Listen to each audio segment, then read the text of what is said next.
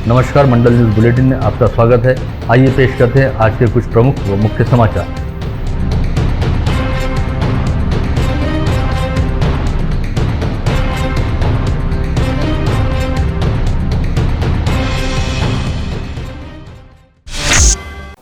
राज्य सरकार द्वारा विगत 7 जून से शुरू की गई अनलॉक की प्रक्रिया के तहत पॉजिटिविटी रेट व ऑक्सीजन बेड पर भर्ती मरीजों की संख्या को आधार बनाते हुए संचारबंदी में छूट देने के 5 अलग अलग मानक तय किए गए थे, जिसके बारे में कहा गया था कि प्रत्येक सप्ताह राज्य के सभी जिलों के हालात की समीक्षा करते हुए उनकी श्रेणियों और छूट के स्तर में बदलाव किया जाएगा। विगत 7 जून को अमरावती जिला तीसरी श्रेणी में रखा गया था, लेकिन इस दौरान अमरावती जिले में लगातार कोविड संक्रमितों की संख्या घटने लगी और पॉजिटिविटी रेट में कमी आने के साथ ही ऑक्सीजन बेड पर भर्ती रहने वाले मरीजों की संख्या भी घटी। ऐसे में सोमवार 14 जून को राज्य सरकार द्वारा जारी की गई नई सूची में अमरावती जिले को पहली श्रेणी वाले जिलों में शामिल रखा गया है, जिसका सीधा मतलब है कि अब अमरावती जिले में किसी भी तरह का लॉकडाउन या प्रतिबंध नहीं होगा। हालांकि इस बारे में निर्णय लेने के सारे अधिकार राज्य सरकार द्वारा जिलाधीश व मनपा आयुक्त को दिए गए हैं, जो स्थानीय हालात की समीक्षा करते हुए लॉकडाउन में छूट व प्रतिबंध को लेकर आदेश जारी करेंगे। इस बारे में जिलाधीश शैलेश नवाल से संपर्क करने पर उन्होंने बताया कि वे फिलहाल राज्य सरकार की ओर से जारी आदेश का अध्ययन कर रहे हैं और उसके मुताबिक स्थानीय हालात की समीक्षा करते हुए कल मंगलवार 15 जून को इस बारे में अमरावती जिले के लिए नई अधिसूचना जारी की जाएगी, जिसमें निश्चित तौर पर अमरावती जिले को अब और कुछ अधिक छूट दी जाएगी। किंतु सारे प्रतिबंध एकदम से खत्म नहीं किए जाएंगे, बल्कि कुछ प्रतिबंधों को निश्चित तौर पर जारी रखा जाएगा ताकि अमरावती जिले में हालात पूरी तरह से नियंत्रित किए जा सकें। विगत 1.25 वर्ष से समूचा देश कोविड संक्रमण की महामारी से जूझ रहा है। हाल ही में इस संक्रमण की दूसरी लहर का कहर और असर कम हुए हैं। वहीं आगामी अगस्त और सितंबर माह के दौरान देश में इस संक्रमण की तीसरी लहर आने की संभावना जताई जा रही है, जिसके मद्देनजर केंद्र सरकार द्वारा अगले 2-3 माह के भीतर देश के विभिन्न हिस्सों में 50 इनोवेटिव मॉड्यूलर अस्पताल बनाए जाने की तैयारी की गई है, जिसमें महाराष्ट्र के अमरावती जिले का भी समावेश है। केंद्र सरकार द्वारा लिए गए इस फैसले और इस योजना में अमरावती जिले को शामिल किए जाने को जिले के लिहाज से बेहद महत्वपूर्ण माना जा रहा है। फिलहाल उपलब्ध अस्पतालों पर काम का बोझ कम करने हेतु इन अस्पतालों के पास ही मॉड्यूलर अस्पतालों को मूलभूत सुविधाओं के साथ विस्तारित स्वरूप के तौर पर तैयार किया जाएगा, जिसमें आईसीयू के साथ ही 100 बेड की व्यवस्था वाले मॉड्यूलर अस्पताल को स्थापित करने हेतु करीब 3-3 करोड़ रुपए का खर्च प्रस्तावित है, जिन्हें 3 सप्ताह में बनाकर तैयार कर दिया जाएगा। साथ ही 6 से 7 सप्ताह में यह अस्पताल पूरी क्षमता के साथ काम करना शुरू कर देंगे। यह अस्पताल आगामी 25 वर्ष तक कार्यरत रहेंगे और इनकी खासियत यह है कि इन्हें 1 सप्ताह के भीतर सारा साजो सामान खोलकर व समेटकर एक स्थान से दूसरे स्थान पर ले जाया जा सकता है और दूसरे स्थान पर साजो सामान की फिटिंग करते हुए अस्पताल को तुरंत शुरू किया जा सकता है। केंद्र सरकार द्वारा तैयार की गई योजना के पहले चरण में महाराष्ट्र के अमरावती, पुणे व जालना सहित छत्तीसगढ़ के बिलासपुर व पंजाब के मोहाली में 100 बेड का मॉड्यूलर अस्पताल शुरू किया जाएगा। वहीं रायपुर में 20 बेड तथा बेंगलुरु में 20, 50 व 100 बेड का एक अस्पताल तैयार किया जाएगा। इन मॉड्यूलर अस्पतालों की वजह से मौजूदा स्वास्थ्य सेवाओं व व्यवस्थाओं को काफी हद तक राहत मिलेगी। मराठा आरक्षण के मसले को लेकर राज्य में धीरे धीरे राजनीतिक वातावरण अब तपने लगा है और अमरावती में भी मराठा समाज के नेताओं द्वारा मराठा आरक्षण के लिए आंदोलनात्मक भूमिका अपनाए जाने की संभावना दिखाई दे रही है। इस आंदोलन की रूपरेखा तय करने के लिए हाल ही में कुछ मराठा नेताओं ने अमरावती जिले का दौरा करते हुए स्थानीय नेताओं के साथ विचार विनिमय किया था। वहीं यह पता चला है कि मराठा आरक्षण को लेकर बेहद आक्रामक भूमिका अपनाने वाले सांसद छत्रपति संभाजी राजे आगामी 24 जून को अमरावती शहर से जिले के दौरे पर आ रहे हैं, जिसके मद्देनजर मराठा क्रांति ठोक मोर्चा द्वारा स्थानीय नेताओं को इस आंदोलन में शामिल करने हेतु निमंत्रित किया जा रहा है। गत रोज राज्य के पूर्व कृषि मंत्री तथा भाजपा किसान मोर्चा के प्रदेशाध्यक्ष डॉक्टर अनिल बोंडे को मराठा क्रांति ठोक मोर्चा की ओर से निमंत्रण हेतु निवेदन दिया गया। आज माननीय माजी मंत्री श्री अनिल बोंडे यांच्या भेटीसाठी आलो होतो। आमचा विषय प्रामुख्याने असा होता, मराठा क्रांती मोर्चाच्या वतीने 24 तारखेला छत्रपती संभाजीराजे अमरावती जिल्ह्यात दौऱ्यावर येत आहे। त्यासाठी समाजाच्या वतीने आम्ही सर्व आमदारांच्या भेटीला जाणार आहोत आणि समाजाची मागणी करणार आहोत। यासाठी आम्ही अनिल बोंडे यांना भेटण्यासाठी आलो। विगत दिनों अमरावती जिले के दौरे पर आए कांग्रेस प्रदेशाध्यक्ष नाना पटोले ने अमरावती जिलाधीश कार्यालय के सभागार में पत्रकार परिषद बुलाई थी। साथ ही जिलाधीश के बैठने वाले स्थान पर बैठकर पत्रकार परिषद सहित अपने कार्यकर्ताओं की बैठक ली। इस पर आक्षेप लेते हुए भारतीय जनता पार्टी की अचलपुर शाखा द्वारा परतवाड़ा पुलिस थाने में शिकायत दर्ज कराई गई है और कहा गया है कि कांग्रेस प्रदेशाध्यक्ष नाना पटोले द्वारा जिलाधीश कार्यालय का दुरुपयोग किया गया, क्योंकि नाना पटोले किसी संवैधानिक पद पर नहीं है और पार्टी प्रदेशाध्यक्ष यह पूरी तरह से राजनीतिक पद है। अतः जिलाधीश कार्यालय के दुरुपयोग को लेकर नाना पटोले एवं कांग्रेस नेताओं के खिलाफ अपराध दर्ज किया जाए। मृग नक्षत्र की पहली बारिश के दौरान झमाझम पानी बरसने के बाद अब जिले में किसानों द्वारा बुआई का काम शुरू कर दिया गया है, जिसके तहत बैल जोड़ियों की सहायता से खेतों में हल चलाते हुए खरीफ फसलों के बीजों को जमीन के भीतर छोड़ा जा रहा है। इन दिनों शहर के अधिकांश ग्रामीण इलाकों में खेतों में बुआई करते हुए किसान एवं खेतिहर मजदूरों के दृश्य दिखाई देने लगे हैं। बारिश का मौसम आते ही राष्ट्रीय पक्षी मोर हर्षित होकर अपने रंग बिरंगी पंखों को फैलाते हुए नाच उठता है, जिससे बड़ा विहंगम नजारा दिखाई देता है। शहर के बाम्बू गार्डन परिसर में भी मोर पक्षियों की मौजूदगी है, जहां पर गत रोज आसमान में छाए काले घने बादलों को देखकर एक मोर अपने पंखों को फैलाकर नाचता दिखाई दिया, जिससे यहां पर बड़ा अलौकिक नजारा दिखाई दे रहा था। त्रिरत्न बौद्ध महासंघ व बहुजन हिताय सोसाइटी द्वारा पीडीएमसी अस्पताल में भर्ती कोविड संक्रमित मरीजों के लिए विगत 20 मई से रोजाना सुबह पौष्टिक अल्पोपहार वितरित किया जाता है। इस दौरान यहां पर भर्ती एक मरीज की आर्थिक स्थिति के बारे में पता चलने पर त्रिरत्न बौद्ध महासंघ के पदाधिकारियों व कार्यकर्ताओं ने इस मरीज की पत्नी को 1950 रुपयों की आर्थिक सहायता प्रदान की। यह धनराशि पीडीएमसी के अधिष्ठाता डॉक्टर अनिल देशमुख के हाथों संबंधित मरीज की पत्नी के सुपुर्द की गई। इन दिनों लगातार यह खबरें सामने आ रही हैं कि आपराधिक वारदातों में लिप्त रहने के चलते तड़ीपार किए गए कई आपराधिक तत्व तड़ीपारी के बावजूद चोरी छिपे तरीके से अमरावती शहर में ही रह रहे हैं। इस बात के मद्देनजर शहर पुलिस आयुक्त डॉक्टर आरती सिंह द्वारा शहर में रहने वाले सभी तड़ीपारों को ढूंढकर निकालने और उनके खिलाफ एमपीडीए के तहत कार्रवाई करने के निर्देश जारी किए हैं। साथ ही कहा गया है कि जिन अपराधियों के खिलाफ ज्यादा मामले दर्ज हैं, उन्हें भी शहर से तड़ीपार करने का प्रस्ताव किया जाए। सोमवार को अपने कक्ष में शहर के सभी थानेदारों एवं आयुक्तालय के वरिष्ठ अधिकारियों के साथ क्राइम मीटिंग में पुलिस आयुक्त डॉक्टर आरती सिंह ने आगामी मनपा चुनाव को देखते हुए भी की जाने वाली कई तैयारियों के बारे में चर्चा की, साथ ही इसे लेकर कई आदेश भी जारी किए। इसके अलावा कोविड संक्रमण काल के दौरान प्रतिबंधात्मक आदेशों को लेकर लगाए गए पुलिस बंदोबस्त की समीक्षा करते हुए संचारबंदी काल में बंदोबस्त को यूं ही कड़ाई के साथ लागू करने का निर्देश भी दिया। Institute of Chartered Accountants of India की पश्चिम क्षेत्रीय शाखा WIRC के council member CA Abhijit Kelkar द्वारा यहां बुलाई गई पत्रकार परिषद में कहा गया, अब यूडिन नामक सॉफ्टवेयर के जरिए आर्थिक फर्जीवाड़ा रोकने में काफी सहायता मिलेगी और सभी चार्टर्ड अकाउंटेंट किसी भी आर्थिक लेन देन संबंधी दस्तावेज पर हस्ताक्षर करने के साथ ही यूनिक आइडेंटिफिकेशन नंबर को जनरेट करेंगे। उन्होंने बताया कि आर्थिक व्यवहार से संबंधित कई दस्तावेजों व ऑडिट रिपोर्ट पर सनदी लेखापाल यानी चार्टर्ड अकाउंटेंट का हस्ताक्षर करना बेहद महत्वपूर्ण होता है और ऐसे दस्तावेजों के आधार पर ही बैंकों सहित कई वित्तीय संस्थाओं द्वारा आर्थिक व्यवहार किए जाते हैं। ऐसे में कई बार आर्थिक फर्जीवाड़ा करने में माहिर लोग चार्टर्ड अकाउंटेंट के फर्जी हस्ताक्षर करते हुए बैंकों व वित्तीय संस्थाओं के साथ धोखाधड़ी व जालसाजी करते हैं, जिसमें कई बार चार्टर्ड अकाउंटेंट्स को भी बिना किसी गलती के जांच एजेंसियों द्वारा की जाने वाली पूछताछ का सामना करना पड़ता है। इन तमाम बातों को ध्यान में रखते हुए institute of Chartered Accountants of India द्वारा यूडिन नामक अनोखी संकल्पना सामने लाई गई है, जिसके बारे में उन्होंने इस पत्रकार परिषद में विस्तार से जानकारी दी। पब्लिक ट्रस्ट होगी, प्राइवेट ट्रस्ट होगी, इस ट्रस्ट का फॉर्मेशन, इसका ऑडिट, इसका टैक्सेशन और इसमें कई अलग अलग इश्यूज आते हैं। जो जनरली ट्रस्ट से रिलेटेड लोग हैं वो CAs के पास ही जाते हैं। तो इसमें क्या नए चेंजेस आए हैं, क्या बदलाव आए हैं, क्या नई चीज़ें करना ज़रूरी है। ट्रस्ट ऑडिट, फॉर्मेशन और टैक्सेशन पे जो अमेंडमेंट्स या उससे जो रिलेटेड इश्यूज़ हैं उस पर आज एक सेमिनार ऑर्गेनाइज किया है और मैं उसमें स्पीकर हूँ। और इस सेमिनार का मुख्य उद्देश्य स्वयंसेवी संस्थाओं में जो नए नए रोज़मर्रा के चेंजेस आ रहे हैं उन चेंजेस को ठीक से रिपोर्ट करना और उसका कंप्लायंस जो है कानूनी तरीके में, कानूनी झमेलों में संस्था ना पड़े, इसलिए योग्य तरीके से मार्गदर्शन करना ये उसका उद्देश्य है। नांदगांव खंडेश्वर के ग्रामीण अस्पताल के वैद्यकीय अधिकारियों और स्वास्थ्य कर्मचारियों द्वारा यहां बुलाई गई पत्रकार परिषद में कहा गया कि इस समय अमरावती जिले में कई ग्रामीण अस्पताल व प्राथमिक स्वास्थ्य केंद्र अस्तित्व में हैं, जहां पर वैद्यकीय अधीक्षक व अधिकारी सहित परिचारिका, कक्ष सेवक, सफाई कर्मचारी व सुरक्षा रक्षकों के सहयोग से कोविड संक्रमित मरीजों को ठीक करने का कार्य किया जा रहा है। किंतु विगत दिनों अमरावती जिले में पुलिस एवं मीडिया की सतर्कता से उजागर हुए रेमडेसिविर इंजेक्शन की कालाबाजारी मामले के बाद इन सभी लोगों को संदेह की नजर से देखा जाने लगा। हालांकि जिले के सभी अस्पतालों की जिलाधीश द्वारा गठित समिति द्वारा जांच की गई है, जिसमें नांदगांव खंडेश्वर स्थित ग्रामीण अस्पताल में शुरू किए गए कोविड केयर सेंटर को क्लीन चिट दी गई है और नांदगांव खंडेश्वर के कोविड अस्पताल में किसी तरह की कोई गड़बड़ी नहीं पाई गई है।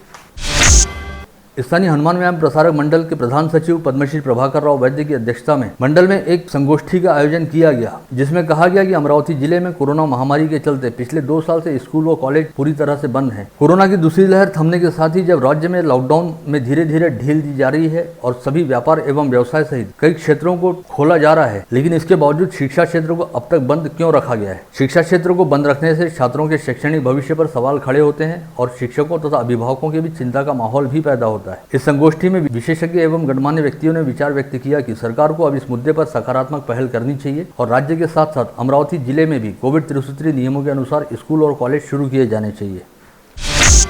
अमरावती खदान व क्रेशर ओनर्स एसोसिएशन द्वारा यहां जारी प्रेस विज्ञप्ति में कहा गया है कि महाराष्ट्र सरकार द्वारा 4 जून 2021 को एक अधिसूचना जारी करते हुए गिट्टी, मुरूम, बोल्डर, ईंट व अन्य गौण खनिजों पर रॉयल्टी में 50% की वृद्धि की गई है, जिसकी वजह से खदान उद्योग व निर्माण क्षेत्र संकट में आ गए हैं। ऐसे में मौजूदा संक्रमण काल को देखते हुए इस रॉयल्टी को तुरंत प्रभाव से कम किया जाए, अन्यथा खदान उद्योग व भवन निर्माण व्यवसाय पूरी तरह से बंद हो सकता है। खेती में उत्पादन बढ़ाकर किसानों का जीवन स्तर ऊंचा करने के लिए शाश्वत सिंचाई जरूरी है। इस हेतु सरकार की ओर से विविध योजना एवं उपक्रम चलाए जाएंगे। इस आशय का प्रतिपादन राज्य के जल संपदा राज्य मंत्री बच्चू कडू द्वारा बेलोरा में किया गया। चांदूर बाजार तहसील के बेलोरा, सालोरी व राजूरा जैसे गाँवों में नदी गहराईकरण के काम चलाए जा रहे हैं। बारिश की वजह से यहाँ पर जल संग्रह भी निर्माण होने लगा है। ऐसे में जल संपदा राज्य मंत्री बच्चू कडू के हाथों बेलोरा में जल पूजन करते हुए जल देवता को नमन किया गया। शहीदों के सरताज श्री गुरु अर्जन देव जी का सोमवार को शहीदी गुरु पर्व मनाया गया। इस निमित्त सिख समाज बंधुओं द्वारा विभिन्न समाज के नागरिकों सहित कोविड महामारी संक्रमण काल के दौरान घर में ही रहते हुए सुखमणी साहेब का पाठ किया जा रहा था और शहीदी सरताज श्री अर्जन देव जी के शहीदी गुरु पर्व पर श्री सुखमणी साहेब पाठ की समाप्ति की गई। कोविड महामारी से सुरक्षित रहने के लिए टीकाकरण प्रक्रिया पर जोर दिया जा रहा है। शहर में कोविड टीकाकरण केंद्र में टीका लगवाने के लिए लोगों की भीड़ बढ़ने से अब यह टीकाकरण प्रक्रिया कृषि उत्पन्न बाजार समिति और सिटी बस में भी शुरू की गई है। इसके तहत जहां शनिवार को कृषि उत्पन्न बाजार समिति परिसर में टीकाकरण मुहिम शुरू हुई, वहीं सोमवार को मनपा प्रशासन की ओर से सिटी बस में भी टीकाकरण मुहिम का प्रारंभ किया गया है। गुड, आता खुश एकदम ठीक है। त्यांना फक्त इंस्ट्रक्शन देतो ना पॅरासिटामॉल वगैरे। माहेश्वरी सेवा मंच व माहेश्वरी महिला मंडल के संयुक्त तत्वाधान में आगामी 19 जून को ऑनलाइन तरीके से महेश नवमी का महोत्सव अपने अपने घरों में ही मनाया जाएगा। इस दौरान भगवान महेश की ऑनलाइन सजीव झांकी स्पर्धा का आयोजन किया जाएगा। साथ ही 8 से 13 वर्ष के बच्चों के लिए आध्यात्मिक फैंसी ड्रेस स्पर्धा का आयोजन अपराह्न 2:30 बजे किया जाएगा। इसी तरह अन्य कई स्पर्धाएं भी इस आयोजन के तहत ली जाएंगी। समृद्धि महामार्ग से सटे शिवनी रसूलापुर के परिक्षेत्र में आने वाले तलेगांव गांवनेर में चलाया जा रहा ढाबा बिना किसी पूर्व सूचना दिए ढहा दिए जाने से परेशान ओकेश्वर तरहेकर ने अपने परिवार के सदस्यों के साथ मिलकर आज से ढाबा स्थल के सामने श्रृंखलाबद्ध अनशन करना शुरू किया है। संबंधित परिवार का आरोप है कि प्रशासन द्वारा बिना कोई पूर्व सूचना दिए उनकी रोजी रोटी के साधन को तोड़ दिया गया है। जिले की पेढ़ी नदी पर निम्न पेढ़ी प्रकल्प स्थापित किया जा रहा है। इसके चलते आसपास के ग्रामीण इलाकों में रहने वाले कई परिवार बेघर हो गए हैं। इन बेघर परिवारों को भूखंड मंजूर करते हुए उनकी समस्या का निराकरण करने की मांग को लेकर आज राष्ट्रीय निवारा परिषद की ओर से जिलाधीश को निवेदन सौंपा गया। इस निवेदन में कहा गया कि इन बेघर लोगों को जल्द से जल्द भूखंड मंजूर कराया जाए ताकि उनके निवास की व्यवस्था हो।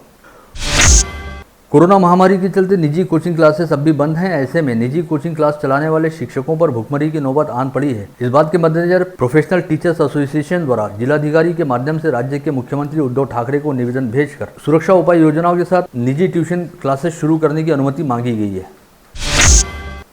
अमरावती जिले में अब कोविड संक्रमण की स्थिति काफी हद तक नियंत्रण में आती दिखाई दे रही है। अब रोजाना पाए जाने वाले संक्रमितों की संख्या 100 से भी कम हो गई है और मौतों के मामले भी घटे हैं। सोमवार को केवल 90 नागरिकों की कोविड टेस्ट रिपोर्ट पॉजिटिव आई। साथ ही जिले में केवल एक कोविड संक्रमित की मौत हुई जो जिले के ग्रामीण क्षेत्र से वास्ता रखता था। यह 6वां मौका है जब अमरावती मनपा क्षेत्र में कोविड संक्रमण के चलते 24 घंटे के दौरान एक भी मौत नहीं हुई। प्रशासन की ओर से जारी आंकड़ों के मुताबिक अब जिले में कुल संक्रमितों की संख्या बढ़कर 95,150 पर जा पहुंची है। वहीं जिले में कोरोना मृतकों की संख्या बढ़कर अब 1,526 पर पहुंच गई है। साथ ही बाहरी जिले के 176 मृतकों को जोड़कर यह आंकड़ा 1,702 पर पहुंच गया है। इसके अलावा सोमवार को जिले के कोविड अस्पतालों से कुल 279 मरीजों को कोविड मुक्त होने के चलते डिस्चार्ज दिया गया। जिले में अब तक कुल 92,001 संक्रमित मरीज कोविड मुक्त हो चुके हैं। इस समय जिले में कुल एक्टिव पॉजिटिव मरीजों की संख्या 1,623 है, जिनमें मनपा क्षेत्र के 384 तथा ग्रामीण क्षेत्र के 1,239 मरीजों का समावेश है। इसमें से इस समय 539 मरीजों का विभिन्न कोविड अस्पतालों में इलाज चल रहा है। साथ ही मनपा क्षेत्र में 257 तथा ग्रामीण क्षेत्र में 827 मरीज होम आइसोलेशन में रखे गए हैं।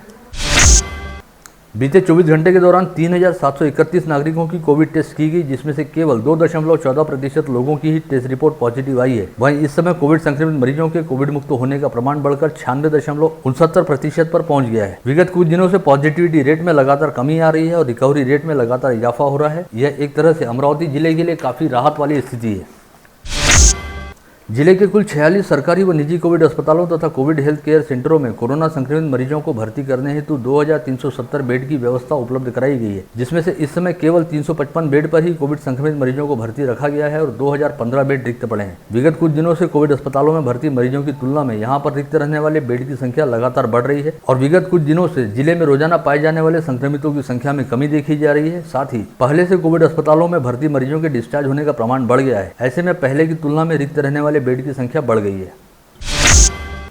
जिले में जारी कोविड प्रतिबंधात्मक टीकाकरण अभियान के तहत गत रोज जिले के 19 टीकाकरण केंद्रों पर कुल 963 लोगों ने कोविड प्रतिबंधात्मक वैक्सीन लगवाई। इसमें से 676 ने पहला तथा 287 नागरिकों ने दूसरा प्रतिबंधात्मक डोज लगवाया। ऐसे में वैक्सीन प्राप्त करने वाले लाभार्थियों की संख्या अमरावती जिले में 5,36,148 पर जा पहुंची है, जिसमें से 4,606 ने पहला व 1,35,542 ने पहले डोज के बाद दूसरा डोज लगवा लिया है। संभाग के 5 जिलों में अब तक 19,95,509 प्रतिबंधात्मक डोज लगाए जा चुके हैं, जिसके तहत 15,30,383 लोगों ने पहला तथा 4,65,126 लोगों ने पहले डोज के साथ ही दूसरा डोज लगवा लिया है। जिले में विगत 31 मई तक एक माह के दौरान सर्पदंश के 17 मामले सामने आए, जिसमें सौभाग्य से सर्पदंश के शिकार किसी भी व्यक्ति की मौत नहीं हुई। ऐसा दावा जिला स्वास्थ्य विभाग द्वारा किया गया है। साथ ही बताया गया है कि जिले में इस दौरान 595 नागरिक श्वान दंश का शिकार हुए, उनका भी तुरंत ही इलाज किया गया। मोर्शी तहसील के उदखेड़ स्थित जिला परिषद शाला के प्रांगण की दीवार ढहकर पास में ही रहने वाले कुरवड़ परिवार के घर पर जा गई। इस वजह से इस घर में रहने वाले 7 लोगों को अच्छी खासी चोटें आई है। इस हादसे में सौभाग्य से कोई जनहानि नहीं हुई। घटना का पता चलते ही गांव में हाहाकार मच गया और तुरंत ही गाँव वासियों ने दौड़ भाग करते हुए मलबे के नीचे दबे सभी लोगों को बाहर निकाला, जिन्हें तुरंत ही अस्पताल में भर्ती कराया गया। यह हादसा रविवार 13 जून की सुबह 6 बजे के आसपास घटित हुआ था। कमजोरी की वजह से स्थानीय पीडीएमसी अस्पताल में भर्ती कराए गए 21 वर्षीय चांदुरी गांव निवासी अनुराग हर्षनाथ ठाकुर की इलाज के दौरान मौत हो गई। पश्चात पुलिस ने आकस्मिक मौत का मामला दर्ज किया है। रिपब्लिकन सेना की अमरावती महानगर शाखा द्वारा बीते शनिवार की दोपहर अमरावती जिलाधीश कार्यालय के समक्ष पेट्रोल, डीजल व गैस दर वृद्धि के खिलाफ आंदोलन किया गया था। साथ ही इससे पहले इरविन चौक स्थित डॉक्टर अंबेडकर पुतला परिसर में संगठन के पदाधिकारियों व कार्यकर्ताओं ने एकत्रित होते हुए केंद्र सरकार के खिलाफ जमकर नारेबाजी की थी। इस समय कोविड संक्रमण की स्थिति को देखते हुए जिले में संचारबंदी कानून लागू है, लेकिन इसके बावजूद रिपब्लिकन सेना द्वारा यह आंदोलन किया गया। ऐसे में संबंधित पदाधिकारियों व कार्यकर्ताओं के खिलाफ संचारबंदी कानूनों का उल्लंघन किए जाने को लेकर गाड़गीनगर पुलिस थाने में अपराध दर्ज किया गया है। विगत दिनों उजागर हुए जानवर तस्करी के मामले में 3 आरोपी अब भी फरार हैं। वहीं इस मामले को लेकर हिरासत में लिए गए 2 आरोपियों को गत रोज एक बार फिर स्थानीय अदालत के सामने पेश किया गया और अदालत ने दौलतराम परशुराम व इरफान अली मुश्ताक अली नामक दोनों आरोपियों को 1 दिन के लिए पुलिस कस्टडी में रखने का आदेश जारी किया। पुलिस आयुक्त डॉक्टर आरती सिंह के पथक ने गुरुवार की रात लालखड़ी परिसर में एक गोदाम में छापा मारकर 53 जानवर बरामद करते हुए 2 लोगों को गिरफ्तार किया था। वहीं तौसीफ उस्मान कुरैशी, जहीर कुरैशी व अतीक कुरैशी नामक 3 लोग मौके से फरार होने में कामयाब हो गए थे, जो अब तक पकड़े नहीं जा सके हैं। कई संगीन आपराधिक मामलों में लिप्त रहने के चलते हिस्ट्री शीटर बदमाशों को पुलिस द्वारा शहर सहित जिले से बाहर निकालते हुए उन्हें कुछ समय के लिए तड़ीपार किया जाता है, लेकिन इसके बावजूद पुलिस की आंखों में धूल झोंकते हुए और कानून का उल्लंघन करते हुए कई तड़ीपार आरोपी तड़ीपारी की अवधि के दौरान चोरी छिपे तरीके से शहर में वापस लौट आते हैं और यहाँ रहकर आपराधिक वारदातों को अंजाम देते हैं। इस बात के मद्देनजर शहर पुलिस द्वारा ऐसे अपराधियों के खिलाफ अब कार्रवाई का अभियान शुरू किया गया है, जिसके तहत विगत शनिवार को राजापेट व नागपुरी गेट थाना क्षेत्र में पुलिस द्वारा 3 तड़ीपार आरोपियों को गिरफ्तार किया गया। शनिवार को नागपुरी गेट थाना क्षेत्र अंतर्गत मसानगंज परिसर में तड़ीपार आरोपी अमन कैलाश चंडाले को गिरफ्तार किया गया। साथ ही हितवारा बाजार परिसर में तड़ीपार आरोपी मोहम्मद आसिफ मोहम्मद हारून को पकड़ा गया। वहीं राजापेट थाना क्षेत्र परिसर अंतर्गत गोपाल नगर परिसर निवासी गौरव दत्तात्रेय ठाकरे नामक तड़ीपार आरोपी को नवाथे परिसर के पेट्रोल पंप से गिरफ्तार किया गया। इस समय गौरव ठाकरे के पास से एक चाइना चाकू भी बरामद हुआ।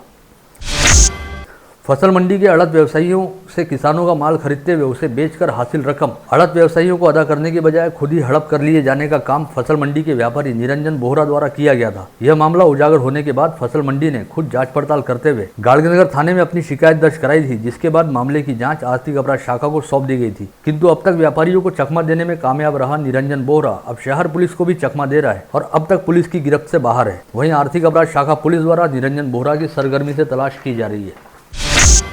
इन दिनों जिले में चोरी व सेंधमारी की घटनाएं लगातार घटित हो रही हैं और चोरी की वारदातों में महिला चोरनियों का भी समावेश सामने आ रहा है। ऐसी एक घटना परतवाड़ा स्थित एकता ज्वेलर्स के शोरूम में घटित हुई, जहां पर एक महिला द्वारा 30 ग्राम के सोने के मंगलसूत्र पर हाथ साफ कर दिया गया। इस मंगलसूत्र की कीमत 1,62,000 रुपये बताई गई है। यह पूरी घटना CCTV कैमरे में कैद हुई है, जिसके बाद शोरूम के सेल्समैन की शिकायत पर एक महिला व एक पुरुष ऐसे कुल 2 अज्ञात आरोपियों के खिलाफ मामला दर्ज किया गया है।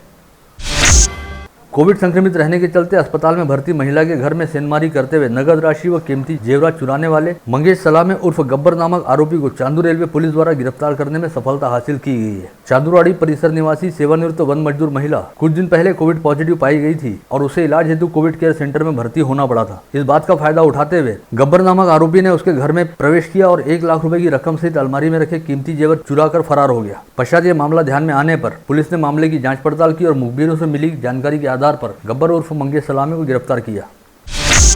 धामनगांव रेलवे तहसील अंतर्गत शराब की अवैध तरीके से बिक्री करने वाले 7 लोगों ने एक चरवाहे को वर्धा नदी में ढकेल दिया, जिसकी वजह से पानी में डूबकर इस चरवाहे की मौत हो गई। यह सनसनीखेज घटना विगत 11 जून की सुबह मंगरूल दसगिर पुलिस थाना क्षेत्र अंतर्गत आपटी खेत परिसर में उजागर हुई और इस मामले में 7 अवैध शराब विक्रेताओं को गिरफ्तार कर लिया गया है। मृतक की शिनाख्त किशोर बाबाराव दड़ांगे नामक चरवाहे के तौर पर हुई है। वहीं इस मामले में नितिन मोहोले, सचिन मोहोले, सुभाष किरणा के, गोकुलदास हेले, शेषराव कैलू के, नरेश नेताम व पंकज दड़ांगे नामक 7 लोगों को गिरफ्तार किया गया है। खुद को छत्रपति संगठन का अध्यक्ष बताते हुए कपिल किशोर पड़गन नामक व्यक्ति ने विधायक व सांसद के नाम से धन उगाही के लिए व्हाट्सएप व फेसबुक पर वीडियो वायरल किया था। अंजन सिंह की निवासी इस ठगबाज को एक डॉक्टर से 7 लाख रुपए की जालसाजी करने के मामले में कुर्हा पुलिस की सहायता से चंद्रपुर पुलिस ने शनिवार की रात गिरफ्तार किया है। यह आरोपी चंद्रपुर पुलिस के लिए वर्ष 2019 से वांछित था। परतवाड़ा से अंजनगांव की ओर जाने वाले राज्य मार्ग पर रविवार की दोपहर 3 बजे पांडरी गांव के निकट 2 दुपहिया वाहनों के बीच आमने सामने भिड़ंत हुई, जिसमें हर्ष मधुकर देशमुख नामक 51 वर्षीय व्यक्ति की मौके पर ही मौत हो गई। जानकारी मिली कि पथरोड निवासी कुणाल जीवन वनवे अपना काम निपटाकर अपने घर की ओर अपनी दुपहिया से वापस लौट रहा था। इसी समय विपरीत दिशा से लाखनवाड़ी निवासी हर्ष मधुकर देशमुख व कोकरडा निवासी नामदेव परशुराम वानखड़े भी अपने दुपहिया वाहन पर सवार होकर अंजनगांव से परतवाड़ा की ओर जा रहे थे। इन दोनों दुपहिया वाहनों के बीच पांडरी गांव के निकट आमने सामने जबरदस्त भिड़ंत हुई, जिसमें हर्ष देशमुख की गंभीर रूप से घायल होकर मौके पर ही मौत हो गई। वहीं देशमुख के पीछे वाहन पर बैठे नामदेव वानखड़े व दूसरे दुपहिया वाहन चालक कुणाल वनवे गंभीर रूप से घायल हो गए। बारिश का मौसम शुरू होते ही सभी किसान बुआई संबंधी तैयारियों में जुट गए हैं और खाद व बीजों की खरीदी के लिए बाजार में किसानों की अच्छी खासी भीड़भाड़ देखी जा रही है। ऐसे में अब कई स्थानों पर नकली बीजों की बिक्री करने वाला रैकेट भी सक्रिय हो गया है, जिसके मद्देनजर कृषि विभाग द्वारा छापामार कार्रवाई करनी शुरू की गई है। इसके तहत गत रोज धामनगांव रेलवे तहसील के अंजन सिंगी गाँव में अमरावती कृषि विभाग की टीम व कुर्हा पुलिस ने संयुक्त रूप से कार्रवाई करते हुए 30 लाख रुपए मूल्य के बोगस बीटी बीज बरामद किए हैं। साथ ही 2 लोगों को गिरफ्तार भी किया गया है। दरियापुर की दिशा में चोरी की बैटरियां लेकर जा रहे एक ट्रक को अपराध शाखा की टीम ने रविवार को वलगांव पुलिस थाना क्षेत्र में पकड़ा। इस दौरान ट्रक में 4 पहिया वाहनों में लगने वाली 261 बैटरियां मिली। ये सभी बैटरियां पुलिस ने जब्त कर ट्रक चालक व क्लीनर को हिरासत में लिया है। पता चला है कि बैटरियों का यह माल जांचने के लिए रेल के अधिकारी भी पहुंचे थे। संभवतः बैटरियों के साथ जो केबल मिला है वह रेलवे का भी हो सकता है, जिसके बाद रेल अधिकारियों को इस बारे में सूचना दी गई थी। फिलहाल इस मामले को लेकर केवल प्रतिबंधात्मक कार्रवाई की गई है। खोलापुरी गेट थाना क्षेत्र में रविवार की रात हाथ में तलवार लेकर दहशत फैलाने वाले 2 युवकों को हिरासत में लिया गया है। इन दोनों आरोपियों के नाम फेजरपुरा परिसर निवासी शेख लच्छू शेख कालू तथा शेख हसन शेख यासीन बताए गए हैं। शादी का झांसा देकर एक युवती की असमत लूटने वाले गनुवाड़ी निवासी अभिजीत श्रीराम नामक युवक को पुलिस ने करीब 20 दिन बाद हिरासत में लिया है। इस बारे में पीड़ित युवती द्वारा दर्ज कराई गई शिकायत के मुताबिक अभिजीत श्रीराम ने पहले उसके साथ मित्रता की और बाद में धीरे धीरे ये दोस्ती प्यार में तब्दील हो गई। साथ ही अभिजीत श्रीराम ने उसे शादी का झांसा देकर उसके साथ शारीरिक संबंध भी स्थापित किए, किंतु जब उसने शादी के लिए कहा तो टालमटोल करना शुरू कर दिया। फ्रेजरपुरा पुलिस थाना क्षेत्र में आने वाले वाघा माता मंदिर के समीप सोमवार की सुबह 1 बजे करीब एक दुपहिया वाहन दुर्घटनाग्रस्त हो गया और इस हादसे में दुपहिया सवार की मौत हो गई। मृतक की शिनाख्त चांदू रेलवे निवासी दशरथ खोबरागड़े नामक 65 वर्षीय व्यक्ति के तौर पर हुई है। चिखलदरा शहर के अंबेडकर नगर परिसर स्थित नाले में एक अज्ञात व्यक्ति का शव मिलने से सनसनी मची हुई है। मृतक की उम्र 30 से 40 वर्ष के बीच बताई जाती है। मृतक के दाहिने हाथ पर सुभाष नाम गोदा हुआ है। हालांकि मृतक की अब तक पहचान नहीं हो पाई है। ऐसे में चिखलदरा पुलिस ने सभी से इस मृतक की शिनाख्त करने की अपील की है। आप देख रहे थे मंडल न्यूज बुलेटिन। हमारे चैनल को लाइक करें, शेयर करें और हाँ, सब्सक्राइब करना ना भूलें। कल होगी आपसे फिर मुलाकात, तब तक के लिए धन्यवाद।